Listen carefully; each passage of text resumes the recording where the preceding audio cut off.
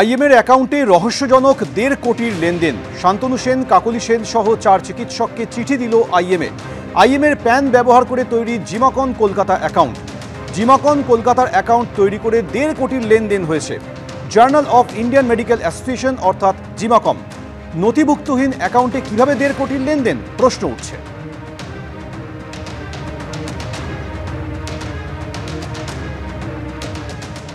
Bank से खबर आई कि साहब आपका एक अकाउंट पिछले 7 साल से, इसका मतलब है कि 15 से पिछले 5 साल से डॉर्मेंट पड़ा है।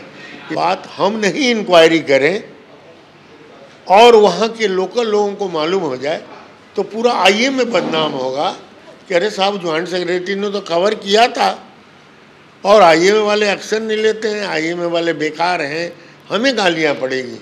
तो let us go and do it before public knows about it. Shantanu Sen तो जरूरी था हर बार, he was the signatory till the and.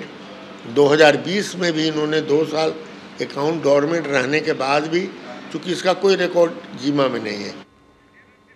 আমিও আজকে গিয়েছিলাম কথা বলতে, তবে একটা জিনিস দেখে অবাক লাগলো, যিনি হেডকোয়ার্টারকে এই বিষয়গুলো জানিয়েছেন সেই ডক্টর জ্যোতির্ময় পাল, যিনি এখন জয়েন্ট ফিনান্স সেক্রেটারি, তিনি বলেছেন অ্যাকাউন্টের সম্বন্ধে তিনি কিছু জানেন না। অথচ 2020 থেকে 2022 এই 3 বছর তিনি প্রথম বছর এডিটর এবং পরের 2 বছর নিজে জিমার সেক্রেটারি হিসেবে জিমাতে ছিলেন। তাহলে তিনি কি করে জানেন না বললেন, এটাই সব থেকে বড় কথা। আমার তো 2017 সালের পর থেকে জিমার সাথে কোনো সম্পর্ক নেই, যেহেতু আমি ন্যাশনাল প্রেসিডেন্ট হয়ে গিয়েছিলাম। আমাকে ফার্স্ট ন্যাশনাল প্রেসিডেন্ট হিসাবে ডেকেছিলেন, আমি গিয়েছিলাম। আমার যেটুকু মতামত আমি আজকে ওনাদের সাথে কথা বলে জানিয়ে এসেছি। আবুধাবিতে অসুস্থ আর কলকাতার ন্যাশনাল মেডিকেলে মৃত্যু। কিভাবে কলকাতায় আনা হলো ওড়িশার বাসিন্দা যুবককে? কারা ন্যাশনাল মেডিকেলে আনলো খুরদার বাসিন্দা জিতেন্দ্র বেহেরাকে?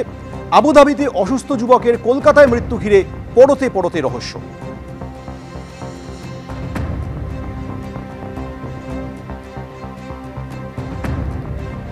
উড়িষ্যার খুরদা জেলার প্রান্দাহিপুর গ্রামের বাসিন্দা ইনি এবং এনার 2 ছেলে আবুধাবিতে চাকরি করে। ওনার অভিযোগ যে ওনার বড় ছেলে সে কাজ করতে গিয়ে আচমকা আহত হয় এবং আহত হওয়ার পর আবুধাবিতে সেখানে ওই সংস্থা একটি হাসপাতালে ভর্তি করে। তারপরে তার শারীরিক অবস্থার অবনতি হয়। শারীরিক অবস্থার অবনতি হওয়ার পর তারা পরবর্তীকালে জানতে পারেন তার আরেক ছোট ছেলে কাজ করে ওই সংস্থাতেই। সেই ছোট ছেলে জানায় যে কলকাতায় ন্যাশনাল মেডিকেল কলেজে তার বড় ছেলেকে ওই সংকটজনক অবস্থায় স্থানান্তরিত করা হয়েছে। তারা খবর পেয়ে যখন এই হাসপাতালে আসেন তখন জানতে পারেন যে তার বড় ছেলে মারা গিয়েছে, 14 তারিখ মারা গিয়েছে। এবং 14 তারিখ মারা যাওয়ার পর তারা যখন হাসপাতালে এখানে এসে খোঁজখবর নেন, হাসপাতালের তরফ থেকে তাদেরকে বলা হয় যে তারাই যে পরিবার পরিজন, ইনি যে তার ওই মৃত যে যুবক তার বাবা, সেটা প্রমাণ করতে হবে, এর জন্য থানায় আসতে হবে। বেনিয়াপুকুর থানায় তারা আসেন। বেনিয়াপুকুর থানা থেকে বলা হয় যে যে গ্রামে যে থানায় তারা থাকতেন সেখান থেকে ক্লিয়ারেন্স আনতে হবে। তবে সেখান থেকে কোনো এখন অবধি কাগজপত্র এসছে কিনা জানি না। তবে এই বাবার যার এক সন্তান মারা গিয়েছে, যার সন্তান মারা যাওয়ার পরে তারা জানতে পারছেন এখানে আছে, কিভাবে তার বড় ছেলেকে ওই গুরুতর আহত অবস্থায় নিয়ে আসা হয়েছে তিনি জানেন না।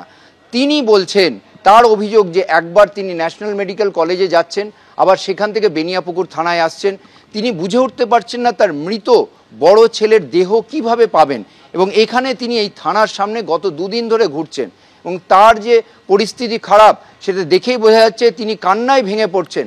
তার পরিচিতরা অসহায়ভাবে সরকারের কাছে আর্তি জানাচ্ছেন যে তার ছেলের যেন দেহ দিয়ে দেওয়া হয়। এবং তিনি এখনও বুঝতে পারছেন না কি করে এই যে তার ছেলে যে আহত হয়েছিল, গুরুতর চিকিৎসা হচ্ছিল গুরুতর অবস্থায় আবুধাবিতে হাসপাতালে, কি করে তার দেহ এখানে নিয়ে আসা হলো বা তাকে অসুস্থ অবস্থায় ন্যাশনাল মেডিকেল কলেজে ভর্তি করা হলো।